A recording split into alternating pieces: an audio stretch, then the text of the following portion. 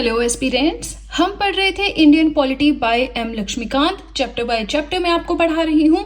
आज की वीडियो में हम पढ़ेंगे chapter number 2 which is the making of the constitution. तो देखिए, कुछ पार्ट्स में मैंने चैप्टर को डिवाइड किया है। इससे पहले डिमांड हमारी कॉन्स्टिट्यूएंट असेंबली के लिए, उसका कॉम्पोजिशन, उसकी वर्किंग हम ऑलरेडी पढ़ चुके हैं। तो आज की वीडियो में हमें जो सब टॉपिक्स कवर करनी है वो है कमेटीज कौन कौन सी थी संविधान सभा की, एनेक्टमेंट एंड एनफोर्समेंट। राइट तो चलिए, जो मैं पढ़ा रही हूं ध्यान से सुनते रहिएगा। यहाँ पे मैं आपको थोड़ा शॉर्ट जो नोट्स हैं उनके थ्रू पढ़ाऊंगी। नाउ कमेटीज, जब संविधान सभा की बात आती है तो हम जानते हैं ड्राफ्टिंग कमेटी है, हम जानते हैं स्टीयरिंग कमेटी है, इसके हेड कौन होते हैं हम ये पढ़ते हैं, ठीक है ना। बट ये कॉन्स्टिट्यूएंट असेंबली में जो मीटिंग्स हैं या फिर जो ये कमेटीज हैं ये क्यों बनाई गई थी, क्वेश्चन आपका यहां से उठता है। तो संविधान सभा में बहुत सारी कमेटीज बनाई गई ताकि अलग अलग टास्क जो है संविधान को बनाने के उनको कवर अच्छे से किया जा सके। इसमें से आपकी 8 जो है वो मेजर कमेटीज थी, बाकी जो है माइनर कमेटीज थी। नाउ माइनर कमेटीज कौन कौन सी थी, आपकी बुक में माइनर कमेटीज करके सब हेडिंग दिया हुआ है, उसके अंदर बहुत सारी हैं, आप उनको देख सकते हैं। एक बार रीड करना जरूरी है, बाकी याद करने की जरूरत नहीं है। अगर आप यूपीएससी पर्सपेक्टिव से पढ़ रहे हैं, अगर आप जो है पब्लिक सर्विस कमीशन के लिए तैयारी कर रहे हैं, तो हाँ भाई वहां पे क्वेश्चन आ सकता है, ठीक है ना, क्योंकि वहां पे फैक्चुअल पॉइंट्स को वो ज्यादा उठाते हैं। सेकेंडली, अगर हम बात करें हमारी मेजर कमेटीज यहाँ पे रह जाती हैं, तो मेजर कमेटीज कौन सी हैं वो हम पढ़ेंगे। टोटल 8 हैं, तो हर एक मेजर कमेटी का तो मैंने यहाँ पे जिक्र नहीं किया है, राइट। लेकिन जो भी इंपॉर्टेंट है, जहां पे एग्जाम में क्वेश्चन आता है वो मैं आपको बता देती हूँ। Union power committee, union constitution committee, जहां भी यूनियन आएगा वहां पे Pandit Jawaharlal Nehru ji. Provincial constitution committee Sardar Vallabh bhai Patel. Steering committee doctor Rajendra Prasad. Drafting committee doctor BR Ambedkar, जिसके बारे में बहुत अच्छे से इस कमेटी के बारे में हम पढ़ेंगे। अब आप सोचेंगे यहाँ पे मैंने हर एक कमेटी का जिक्र क्यों नहीं किया है, तो देखिए बुक में आपका लिखा हुआ है, सेम ही चीज नोट्स में लिखने का क्या फायदा, राइट तो उस केस में जो इंपॉर्टेंट थी मैंने यहाँ पे लिखा है, बाकी आप अपनी बुक्स रेफर कर सकते हैं। मुझे नहीं लगता इसमें ऐसे बहुत ज्यादा कुछ समझाने की जरूरत है। फाइन, नेक्स्ट हमारा आता है ड्राफ्टिंग कमेटी। अब देखिए ये बहुत ज्यादा इंपॉर्टेंट है, ठीक है ना, ड्राफ्टिंग कमेटी। ओके सो ये बहुत ही ज्यादा इंपॉर्टेंट कमेटी थी। जितनी भी कमेटीज थी संविधान सभा की, मेजर कमेटी में से एक है, यहाँ पे आप देख सकते हैं। तो सबसे इंपॉर्टेंट कमेटी ये थी, ठीक है ना। ये आपकी बनी थी 29 अगस्त 1947, 29 अगस्त 1947 को, ठीक है। इस कमेटी को काम दिया गया था, it was interested with the task of preparing a draft of the new constitution. नया जो संविधान होगा उसके लिए ड्राफ्ट बनाने का काम इन्हें दिया गया था। टोटल इसमें कितने मेंबर्स थे, 7 मेंबर्स थे। हेड या चेयरमैन कह लीजिए डॉक्टर BR अम्बेडकर जी थे। उसके अलावा N माधव राव है, जिन्होंने ही रिप्लेस्ड BL मित्तल। क्यों किया था, क्योंकि इनकी तबीयत थोड़ी ठीक नहीं रह रही थी, तो फिर इन्होंने रिप्लेस किया था N माधव राव ने। फिर आता है TT कृष्णमाचारी, इन्होंने रिप्लेस किया था DP खेतान को, वो भी कुछ रीजन से आप अपनी बुक में देख सकते हैं। यहाँ पे पूरी N Gopal Swami Iyer, doctor KM Munshi, Syed Mohammad Sadullah, अलादी Krishna स्वामी अय्यर, तो ये सारे मेंबर्स थे ड्राफ्टिंग कमेटी के। अब देखिए जो छोटे एग्जाम्स जैसे सुपरिटेंडेंट हो गया, टीचिंग हो गया, इस तरह के जो एग्जाम्स होते हैं, क्लरिकल लेवल का हो गया, वहां पे ना इस तरह के क्वेश्चंस भी आते हैं कि 4 आपको ऑप्शंस दिए हैं, तो इनमें से कौन सा जो है वो ड्राफ्टिंग कमेटी का मेंबर नहीं था। और ये जिस टाइम मैं एग्जाम देती थी उस टाइम की बात कर रही हूँ, ये क्वेश्चन आ चुका है, ठीक है ना। तो आपने थोड़ा सा रटना नहीं, याद नहीं करना, बस पढ़ लें आप इन्हें, ताकि अगर आपके पास इनमें से कोई एक ऑप्शन में नहीं है तो आप उसे आइडेंटिफाई कर सकें, बस इतना सा करना है, ठीक है ना। अब उसके बाद ड्राफ्टिंग कमेटी ने क्या किया, बहुत सारी कंसिडरेशंस लिए, प्रपोजल्स लिए अलग अलग कमेटीज के, और अपना पहला ड्राफ्ट बना के, ड्राफ्ट का मतलब है रफ सा जो है कि हमारा संविधान कैसा होगा, पहला ड्राफ्ट बना के तैयार कर दिया। कब तैयार किया, फरवरी 1948। अब देखिए याद करने की जरूरत नहीं, हाँ हल्का सा फरवरी 1948, उसके बाद सेकेंड ड्राफ्ट कब आया, वैसे आप हल्का सा देख लें, बाकी बहुत डेप्थ में जाने की जरूरत नहीं है, ठीक है ना। तो पहला ड्राफ्ट यानी पहला रफ कॉन्स्टिट्यूशन फेब 1948 में बनके तैयार हुआ। फिर उसके ऊपर डिस्कशंस हुई, सबने अपने अपने प्रपोजल्स दिए कि नहीं ऐसे होना चाहिए, वैसे होना चाहिए, बहुत सारी अमेंडमेंट्स हुई। उसके बाद लोगों ने कमेंट किया, क्रिटिसाइज किया, सजेशंस दिए, और उसके बाद से सेकेंड ड्राफ्ट आया हमारा। सेकेंड ड्राफ्ट आया अक्टूबर 1948 में। तो इसके ऊपर जो डिस्कशंस चली, प्रपोजल्स चले, अमेंडमेंट्स हुई, सबको 8 महीने लग गए। फिर सेकेंड ड्राफ्ट दिया गया अक्टूबर 1948 में। ठीक है ना। अब इन्होंने क्या किया, took less than 6 months to prepare its draft. जो पहला ड्राफ्ट था, पहला रफ जो एक तरह से पेपर था जिसपे इन्होंने पूरा सब कुछ तैयार किया था कॉन्स्टिट्यूशन का ड्राफ्ट, तो उसके लिए इन्होंने 6 महीने से भी कम टाइम लिया था। ठीक है ना। तो हमने क्या पढ़ा, कमेटीज पढ़ी, संविधान सभा की क्यों बनाई गई थी, अलग अलग काम के लिए अलग अलग कमेटी बनाई गई थी to deal with the different task of constitution making. उसके बाद हमने पढ़ा मेजर कमेटीज होती हैं, माइनर कमेटीज होती हैं, फिर मेजर कमेटी में एक आती है ड्राफ्टिंग कमेटी, उसके बारे में पढ़ा। आई होप आपको समझ में आ रहा है मैं क्या पढ़ा रही हूँ। ठीक है ना। नाउ देखिए, लाइन बाय लाइन मैं आपको पढ़ा रही हूँ। ठीक है। तो अगर आप चाहें वीडियो के साथ में नोट्स बना सकते हैं, अगर आप उन लोगों में से हैं जिन्हें नोट्स बनाना पसंद है, नोट से पढ़ना पसंद है। अगर थोड़े आलसी नेचर के हैं, नोट्स नहीं बना सकते, तो अपनी बुक में ही हाईलाइट करते चलें, क्योंकि बुक से ऑलमोस्ट मैं लाइन बाय लाइन पढ़ा ही रही हूँ, है ना। तो आपके लिए काफी बेनिफिशियल वो हो सकता है। चलिए, इसी के साथ वीडियो पसंद आए तो लाइक बटन पे फटाफट से प्रेस कर दें, लाइक करें, और चलिए सीधे चलते हैं अपने नेक्स्ट पेज की ओर। अब देखिए, हमने पढ़ा committees of the constituent assembly. अब इसके अलावा 2 और सब टॉपिक्स भी हमें पढ़नी है, जो कि है enactment of the constitution and enforcement of the constitution. देखिए, बहुत ही सिंपल है। हाँ, मैंने यहाँ पे नोट्स थोड़े से हैवी बनाए हैं क्योंकि आपको मुझे लाइन बाय लाइन समझाना है। ठीक है ना। मैं आपको बता दूंगी यहाँ पे आपको क्या स्किप करना है और क्या लिखना है अपने नोट्स में। नाउ इनेक्टमेंट की बात करें तो BR अम्बेडकर जी ने अपना फाइनल ड्राफ्ट, देखिए फर्स्ट ड्राफ्ट किया, फिर सेकेंड ड्राफ्ट पेश किया। हमने पढ़ा ना कि अक्टूबर 1948 में उन्होंने अपना सेकंड ड्राफ्ट पेश किया था। तो इस तरह से फाइनल ड्राफ्ट हो गया, पूरा तैयार हो गया। उसके बाद जो फाइनल ड्राफ्ट था वो संविधान सभा में इंट्रोड्यूस किया BR अम्बेडकर जी ने, जो कि फर्स्ट रीडिंग के लिए गया। फर्स्ट रीडिंग के लिए गया मतलब कि उसमें बहुत सारे डिस्कशंस होंगे कि आप इसे कैसे सुधार सकते हैं, क्या इसमें किसी चेंजिंग की जरूरत है। सबने अलग अलग प्रपोजल्स दिए। तो ये सब चीज स्टार्ट हुई आपकी नवंबर 4, 1948 से। 5 दिन तक डिस्कशन चली, मतलब 5 × 4 9 कर लो, है ना। सब कुछ याद नहीं करना, थोड़ा सा लॉजिक भी लगा लेना। 9 नवंबर 1948 तक ये मीटिंग चली। अब याद नहीं रखनी ये डेट, है ना। हल्का सा आप समझ लें सीक्वेंस के कैसे कैसे हो रहा है, बाकी हर एक डेट याद नहीं करनी। चलिए, फर्स्ट रीडिंग हो गई। अब होगी सेकंड रीडिंग। सेकंड रीडिंग में क्या होगा, क्लॉज बाय क्लॉज कंसिडरेशन। हर एक चीज को बहुत अच्छे से पढ़ा जाएगा, समझा जाएगा, अमेंडमेंट की जरूरत है तो दी जाएगी। देखिए, एक चीज समझ लें, जो भी कॉन्स्टिट्यूएंट असेंबली के मेंबर्स थे बहुत ही पढ़े लिखे लोग थे, लॉयर्स थे, पॉलिटिशियंस थे। ये कंसेप्ट हम नेक्स्ट टॉपिक में यानी नेक्स्ट वीडियो में भी पढ़ेंगे कि क्रिटिसाइज किया गया था संविधान सभा को। ये कहा गया था कि वहां पे मैक्सिमम जो है पॉलिटिशियन एंड लॉयर्स ही थे। तो देखिए, अब लॉयर्स हैं तो वो ज्यादा अच्छे से जानते हैं कानून को, उन्होंने स्टडी की है इसके बारे में, तो वो ज्यादा अच्छे से यहाँ पे चेंजिंग्स ला सकते थे। ठीक है ना। तो हर एक क्लॉज को पढ़ा गया, समझा गया, और ये मीटिंग्स यानी सेकेंड रीडिंग जो है वो नवंबर 15, 1948 से स्टार्ट होकर अक्टूबर 17, 1949, ऑलमोस्ट 1 साल तक ये प्रोसेस चला।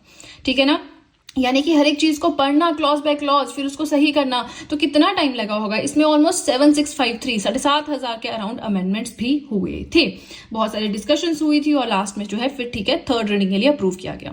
थर्ड रीडिंग हुई नवंबर 14, 1949 को। ठीक है ना। उसके बाद फिर ये फाइनली पास किया गया नवंबर 26, 1949 को। अब प्रीएम्बल में जो डेट मेंशन्ड है वो है 26 नवंबर 1949। हम क्या पढ़ते हैं, 26 जनवरी 1950 हमारा क्या है, कौन सा डे है हमारा, ये गणतंत्र दिवस माना जाता है, हमारा रिपब्लिक डे मनाया जाता है। ठीक है ना। तो जिस टाइम पे ये पास हुआ, क्या हमारा फाइनल जो ये कॉन्स्टिट्यूशन पास हुआ, 299 टोटल मेंबर्स थे, उनमें से 284 प्रेजेंट थे। ठीक है। और ये पास हुआ 26 नवंबर 1949 को। अब क्या कंसेप्ट है, एक तो आता है 26 नवंबर 1949, एक आता है 26 जनवरी 1950। दोनों का कंसेप्ट समझाऊंगी, आज ही समझाऊंगी। एनफोर्समेंट ऑफ द कॉन्स्टिट्यूशन में वो चीज पढ़ेंगे, फिलहाल के लिए आप छोड़ दें। हमारे संविधान में जो डेट मेंशन है, जिस टाइम पे हमारा जो कॉन्स्टिट्यूशन अडॉप्ट किया गया, वो है नवंबर 26, 1949। Okay. Now the constitution is adopted on this date, जिसमें एक प्रीएम्बल था, 395 आर्टिकल्स थे, और 8 शेड्यूल्स होंगे यहाँ पे, नॉट 6, 8 शेड्यूल्स थे। तो इसको आप करेक्ट करें। ठीक है, यहाँ पे थोड़ा डार्क कर देती हूँ, 8 शेड्यूल्स थे। चलिए, ये भी हो गया। अब इसके बाद देखिए, इसमें बहुत सारे जो है, the preamble was enacted after the entire constitution was already enacted. ठीक है ना। पूरा कॉन्स्टिट्यूशन बन गया, उसके बाद में प्रीएम्बल का काम हुआ। और जो BR अम्बेडकर जी हैं, ठीक है ना, जिन्हें father of the constitution of India भी कहा जाता है, chief architect of the constitution of India भी कहा जाता है, बहुत ही जाने मानी पर्सनैलिटी थी। इन्होंने अनटचेबिलिटी के लिए बहुत काम किया। मैंने आपको बताया भी है, कोई अगर हिस्ट्री ऑनर्स कर रहा है, अंडरस्टैंडिंग अम्बेडकर एक बुक आती है, बहुत ही अच्छे से वहां पे हर एक चीज एक्सप्लेन की हुई है। प्लस BR अम्बेडकर उस टाइम पे क्या थे, लॉ मिनिस्टर थे। ठीक है ना। उन्होंने ड्राफ्ट ड्राफ्टिंग कमेटी के चेयरमैन का काम संभाला, जो कि बहुत ही मतलब कहते हैं कि टफ काम था, बहुत ही हैवी टास्क था। ठीक है, उन्होंने हर एक, जैसे कोई भी डिस्कशन होती है तो वहां पे अगर कोई भी क्वेश्चन उनसे पूछा जाता था, बहुत लॉजिकल वे में उसका आंसर देते थे, बहुत आर्ग्यूमेंट्स उनके बहुत ही मतलब लॉजिकल होते थे, ठीक ना, फैक्टफुल होते थे। फिर उन्हें जो है father of the constitution of India का नाम दिया गया, chief architect of the constitution of India का टाइटल दिया गया। तो ये सब चीजें हैं, ठीक है ना। नाउ नेक्स्ट हमारा आता है एनफोर्समेंट ऑफ द कॉन्स्टिट्यूशन। तो मैंने आपको कहा ना कि ये जो 26 नवंबर 1949 वाला कंसेप्ट है, हम यहाँ पे पढ़ेंगे, बिल्कुल हम यहाँ पे पढ़ेंगे। तो देखिए क्या हुआ, 26 नवंबर 1949 को सबने साइन कर दिए, हमारा कॉन्स्टिट्यूशन अडॉप्ट किया गया। ठीक है, हमारे संविधान में भी यही डेट मेंशन है, हमारे सॉरी नॉट इन संविधान but in the preamble which is जो हम पढ़ते हैं ना, प्रीफेस ऑफ द कॉन्स्टिट्यूशन है। जैसे हम बुक लेते हैं, बुक में इंडेक्स दिया होता है चैप्टर नंबर 1 यहाँ से यहाँ तक, वैसे ही प्रीएम्बल एक इंटरफेस, एक इंट्रोडक्शन है हमारे संविधान के लिए। तो हमारे प्रीएम्बल में 26 नवंबर 1949 की डेट मेंशन है। तो अब देखिए हुआ क्या, अब आप ध्यान से सुनिएगा, ये 26 जनवरी 26 नवंबर का कंसेप्ट क्या है। बहुत सारे ऐसे प्रोविजंस थे जो 26 नवंबर 1949 को ही स्टार्ट हो गए, इंप्लीमेंट हो गए। क्यों? क्योंकि इस दिन ये फाइनली पास हुआ था, 284 मेंबर्स थे एंड ऑल दैट। ठीक है, हो गया पास, ठीक है, हमारे प्रीएम्बल में भी यही डेट मेंशन है। अब बहुत सारे प्रोविजंस जो कि citizenship, elections, provisional parliament, transitional provision, बहुत सारे शॉर्ट टाइटल, तो बहुत सारी चीजें इसी टाइम पे इंप्लीमेंट हुई, लेकिन सभी नहीं, जो बाकी थी वो 26 जनवरी 1950 को जो है इंप्लीमेंट करवाई गई। ठीक है ना, इसे date of the commencement of the constitution, यानी जिस टाइम पे प्रॉपरली अडॉप्ट किया गया वो डेट भी माना जाता है, और इसी दिन हम रिपब्लिक डे मनाते हैं। क्यों? लेकिन तो हमें तो ये पढ़ना था कि 26 नवंबर 26 जनवरी का कंसेप्ट क्या है। तो देखिए 26 जनवरी का बड़ा हिस्टोरिकल सिग्निफिकेंस है, यहाँ पे हिस्टोरिकल इंपॉर्टेंस है। कैसे? अब देखिए 26 जनवरी 1930 को ये मतलब पहले 1929 में आई थिंक कराची सेशन हुआ था, उस टाइम पे लाहौर सेशन हुआ था। तो लाहौर सेशन में ये चीज डिसाइड की गई थी कि हम 26 जनवरी 1930 को पूर्ण स्वराज डे सेलिब्रेट करेंगे, लेकिन हमें तो इंडिपेंडेंस मिली नहीं, हमें तो स्वतंत्रता मिली नहीं। तो उस केस में क्या हुआ, फिर ये सोचा गया कि चलो अभी नहीं हुआ कोई बात नहीं, लेकिन जब भी इन फ्यूचर हमें इंडिपेंडेंस मिलेगी या फिर हम जब अपना कॉन्स्टिट्यूशन बनाएंगे, कुछ भी करेंगे, तो 26 जनवरी को कुछ ना कुछ करेंगे, क्योंकि ये एक होता है ना कि हिस्टोरिकल डे बन गया, ऐतिहासिक दिन बन गया, तो इसको सेलिब्रेट करना है जैसे तैसे करके। ठीक है जी। अब हमें स्वतंत्रता में तो मिल गई 15 अगस्त 1947 को, तो मतलब जनवरी तो जा चुका था, अगला जनवरी आने में बहुत टाइम था। तो क्या हम अगले जनवरी तक वेट करते हैं इंडिपेंडेंस के लिए? नहीं, ब्रिटिशर्स बहुत मुश्किल से तो यहाँ से जा रहे थे। अब जा रहे थे, उनको जाते जाते हम रोकते कि नहीं थोड़ा टाइम और रूल कर लो, नहीं, वो गए। ठीक है, इंडियन इंडिपेंडेंस एक्ट पास हुआ, हमें इंडिपेंडेंस मिली। लेकिन फिर ये सोचा गया कि चलो 26 नवंबर 1949 को हमारा संविधान बनके तैयार हो गया, कोई बात नहीं, अभी हम जनवरी तक वेट कर सकते हैं।